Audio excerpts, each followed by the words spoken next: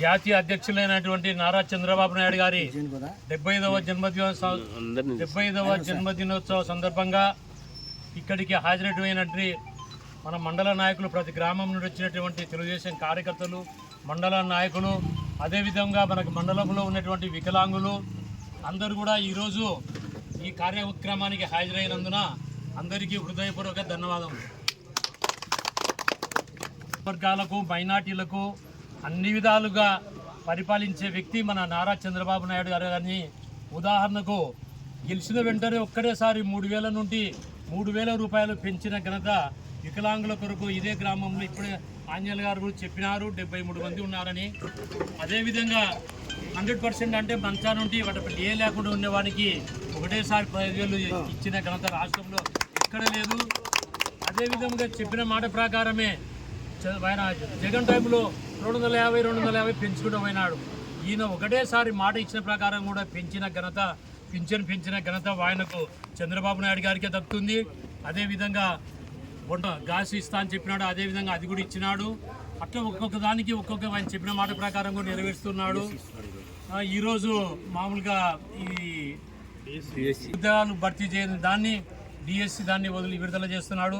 ఇంకా అనేక సంక్షేమ పథకాలు చేస్తున్నాడు. అలాంటి నాయకుడు ఉంటేనే మనందరం కూడా మన గ్రామాలకు బాగుపడేది, మన నియోజకవర్గాలు బాగుపడేది, మన రాష్ట్రం బాగుపడాలంటే అలాంటి నాయకుడు ఇంకా ఆయనకు దేవుడు నూరేళ్ళు ఇచ్చి, ఆయురారోగ్యాలు ఇచ్చి, సిరి సంపదలు ఇచ్చి, వారి కుటుంబ సభ్యులందరికీ, ఆయనను నమ్ముకున్న కార్యకర్తలందరికీ కూడా దేవుడు ఆరోగ్యం ఇవ్వాలని చెప్పి కోరుతూ ఈ అవకాశం ఇచ్చినందుకు ఇక్కడికి వచ్చిన ప్రతి వారికి నా ధన్యవాదాలు.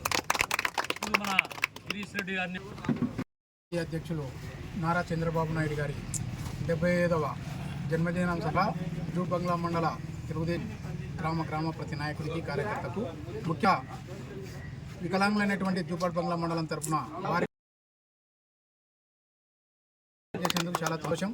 ఈ చంద్రబాబు నాయుడు యొక్క పరిపాలన అన్నాన్ని వివరించాడు. కాబట్టి వచ్చే భావితరాలకు, భవిష్యత్తులకు చంద్రబాబు నాయుడు గురించి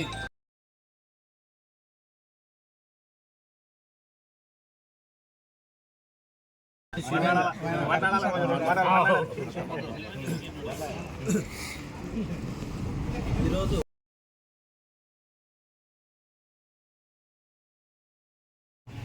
75వ జన్మదిన శుభాకాంక్షలు తెలియజేస్తున్నాం.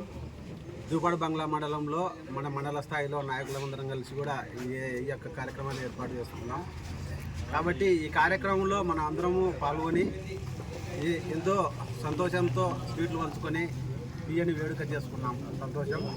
కాకపోతే ఆయన 75 సంవత్సరాల్లో ఈ యొక్క ఆంధ్రప్రదేశ్ అభివృద్ధి కోసం ఆయన పడినటువంటి పాటలు, ఆయన పడినటువంటి ఈ యొక్క కష్టానికి ఫలితంగా మొన్న 2024లో ఆంధ్రప్రదేశ్ జనం ఆయనకు నీరాజనం పట్టింది.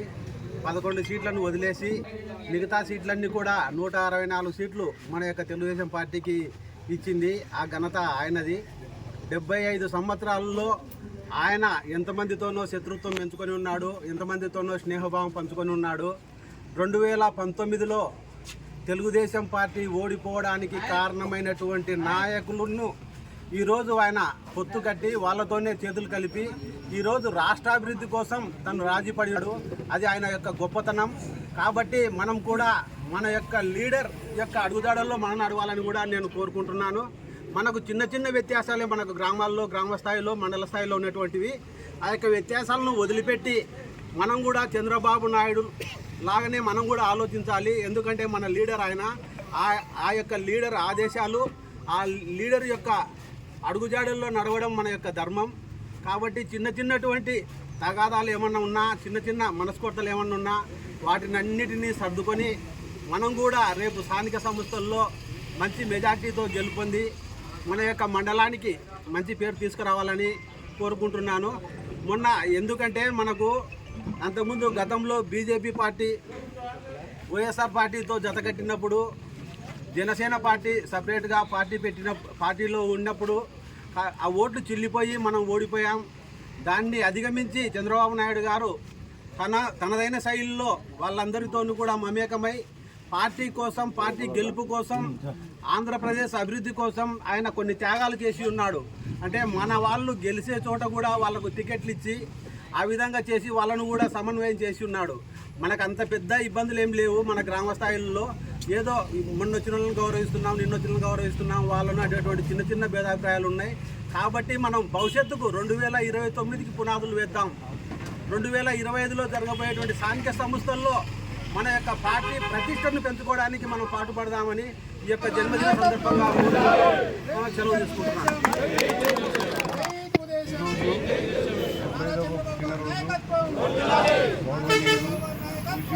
నారా చంద్రబాబు నాయుడు గారికి మా మండలం తరఫున దివ్యాంగుల తరఫున నా హృదయపూర్వక వందనాలు.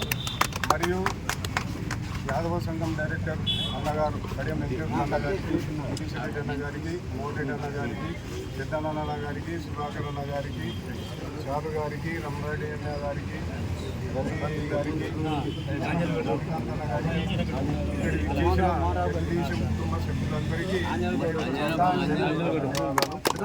ఈరోజు పింఛన్లు ఎక్కడ ఏ ముఖ్యమంత్రి వచ్చినా కూడా దివ్యాంగులంటే వాణిగా ఏదో భిక్షం చేసినట్లు సరే 100 రూపాయలు రకం చేస్తుంటే మాకు ముఖ్యంగా ఫస్ట్ కృష్ణ మాదిగా గారు మా వెనక ఉండి ఈ బాబు దివ్యాంగులను ఎవరు కూడా హైదరాబాద్లో మాకందరికీ ఒక మీటింగ్ అప్పుడు వైఎస్ రాజశేఖర గారు ముఖ్యమంత్రిగా ఉన్నారు. ఆ టైంలో ప్రతిపక్షంలో చంద్రబాబు నాయుడు గారు ఉన్నారు. అతను కూడా చంద్రబాబు నాయుడు వచ్చి మాయమ్మడి కూర్చొని దివ్యాంగులకు కంపల్సరీ ఇస్తారు దివ్యాంగులు వచ్చిన 1000 రూపాయలు కాదు 3000 రూపాయలు కూడా చేసినాడు. దీనికి కూడా ముఖ్య కారణము మాకు మన్నా కృష్ణ మాదిగ గారు ఎంఆర్పిఎస్ వ్యవస్థాపకులు మరియు ఏమంటే ఇంజిన్ ఇస్తున్నారు. చదువుకునే వాళ్ళు మా దివ్యాంగులు కూడా చాలా మంది మేధావులు ఉన్నారు. వారికి కూడా రిజర్వేషన్ 4% చేసినాడు. ఆ 4% రిజర్వేషన్ చేసి వాళ్ళకు కూడా కల్పిస్తే కదా మంచి ఉపాధిగా ఉండి మంచిగా తర్వాత మా వికలాంగుల దాంట్లోనే చాలా మంది చదువుకొని చేతి వృత్తులు అంటే వాళ్ళకు టెన్నిషన్ అయితే మేము బట్టరింగ్ పని మెకానిక్ పని అటువంటి వాళ్ళకు కూడా లోన్ ఇప్పించి 1,00,000 రూపాయల నుంచి 2 లక్షల కట్టాలి వడ్డీ లేకుండా ఆ విధంగా కూడా చెప్పినారు. మా రజక మధ్యలో రాకుదనా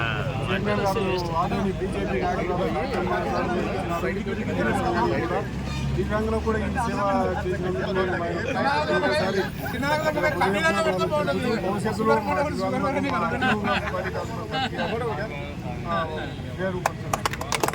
అవకాశం ఇచ్చిన పెద్దలకు మరియు